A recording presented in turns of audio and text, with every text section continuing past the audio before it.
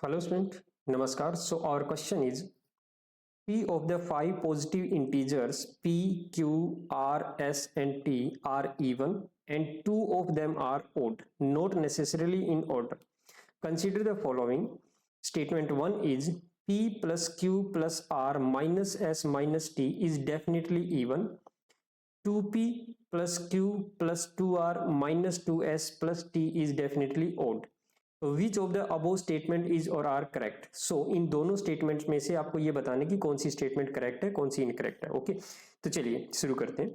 देखो क्वेश्चन में गिवन है कि P Q R S T ये 5 पॉजिटिव इंटीजर्स हैं, 5 पॉजिटिव इंटीजर्स हैं P Q R S and T, ये 5 पॉजिटिव इंटीजर्स हैं और इन 5 पॉजिटिव इंटीजर्स में से कोई भी 3 इंटीजर्स जो है वो आपके इवन है और बाकी के 2 इंटीजर जो है वो आपके ओड है, राइट।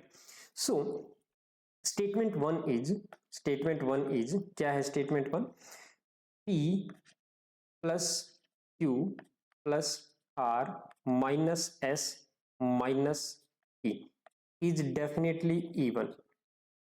अब ये स्टेटमेंट सही है या गलत है ये बताना है कि ये हर बार इवन रहेगा क्या, इसका रिजल्ट जो है वो हर बार इवन रहेगा क्या।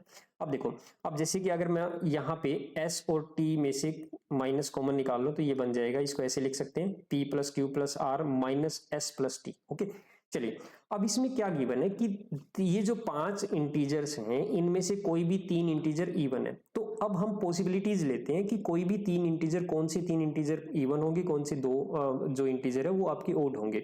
ओके, तो सबसे पहले पहली पॉसिबिलिटी मैं ये ले लेता हूं कि ये जो p q और r है ये तीनों ही इवन है। ठीक है, तो even plus even plus even, और ये जो s और t है ये ओड है, ओड प्लस ओड। अब इसका रिजल्ट क्या रहेगा? देखो even plus even plus even यानी 3 इवन नंबर्स को अगर ऐड करते हैं then the result will be even. Okay, और सेम हियर अगर 2 ओड नंबर्स को ऐड करते हैं then the result will be also even. Okay, तो इवन माइनस इवन इसका रिजल्ट जो आएगा वो इवन आएगा, राइट। अब दूसरी पॉसिबिलिटी ये हो सकती है कि इन p q और r ये जो 3 इंटीजर है इनमें से 2 इंटीजर ओड हो सकते हैं, एक इवन हो सकता है। जैसे कि एक इंटीजर इवन हो गया, बाकी के 2 ओड हो गए, वो कोई भी ओड हो सकता, कोई भी हो सकते हैं इनमें से 2। ठीक है, तो ये हो गया। अब 2 तो ओड हो गए, एक इवन ये हो गया, तो बाकी के ये 2 इवन बचे। अब इनका रिजल्ट देखना हमें क्या हो सकता है। अब देखो even plus odd plus odd, अब देखो ओड प्लस ओड इवन बन जाएगा और इवन प्लस फिर इवन क्या हो जाएगा, इसका रिजल्ट होगा even. Okay, then even plus even the result will be even also. ठीक है, सो अब इवन प्लस, सॉरी प्लस नहीं है माइनस है, ये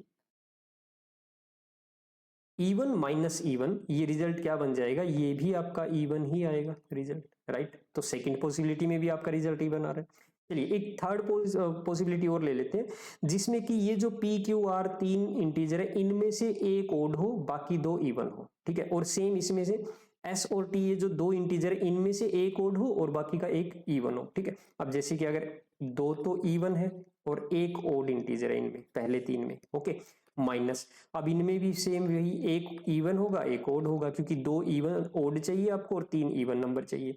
तो अब इनका रिजल्ट देखिए, देखो इवन प्लस इवन क्या हो जाएगा, इवन हो जाएगा। इवन फिर प्लस ओड करेंगे तो इसका रिजल्ट जो है वो ओड आ जाएगा। Same here even plus odd करेंगे तो इसका रिजल्ट भी आपका ओड आएगा। अब ओड माइनस ओड करेंगे तो आपका रिजल्ट इवन आएगा क्योंकि ओड नंबर में से ओड नंबर को सब्ट्रैक्ट करेंगे then result will be even. तो आपकी ये जो 3 पॉसिबिलिटीज बन रही है तीनों में ही आपका रिजल्ट जो है वो इवन आ रहा है। तो इसका मतलब ये कि P, Q, R, S और T में से कोई भी 3 इवन हो और कोई भी 2 ओड अगर है तो वो कैसे भी हो सकते हैं, कोई भी इनमें से हो सकता है, ये इवन या ओड, तो कोई फर्क नहीं पड़ेगा।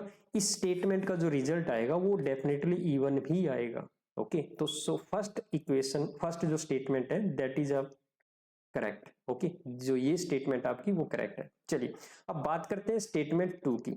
अब स्टेटमेंट 2 जो है उसमें क्या लिखा है देखिए, 2p plus q plus 2r, 2p plus q plus 2r minus 2s plus t is definitely odd. आपको ये बताना है कि इसका जो रिजल्ट है क्या वो ओड रहेगा, क्या वो ओड रहेगा हर बार? चलो देखते हैं।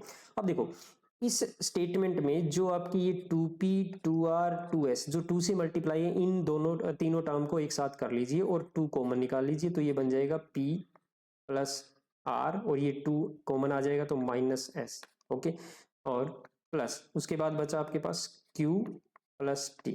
अब ये देखना है, अब देखो स्टूडेंट, अब यहाँ पे ये p q r s और t इनमें से कोई भी 3 इवन हो सकते हैं, कोई भी 2 ओड हो सकते हैं, ठीक है। अब ये जो p r s है ये चाहे कुछ भी हो जाए, ये चाहे कुछ भी हो जाए, अब ये सभी 2 से मल्टीप्लाई हो रहा है, तो इसका मतलब ये कि इसके इनके रिजल्ट को अगर हम 2 से मल्टीप्लाई करेंगे तो इनका रिजल्ट चाहे इवन हो चाहे ओड हो, जब ये 2 से मल्टीप्लाई हो गया तो इसका रिजल्ट जो है कंप्लीट वो आपका इवन ही रहेगा। ये जो रिजल्ट है पूरा ये इवन रहेगा, ये जो टर्म है कंप्लीट ये इवन रहेगी क्योंकि 2 से मल्टीप्लाई हो रहा है। उसके बाद अब डिपेंड करता है इस पूरे का रिजल्ट क्या रहेगा, वो डिपेंड करता है q और t पर।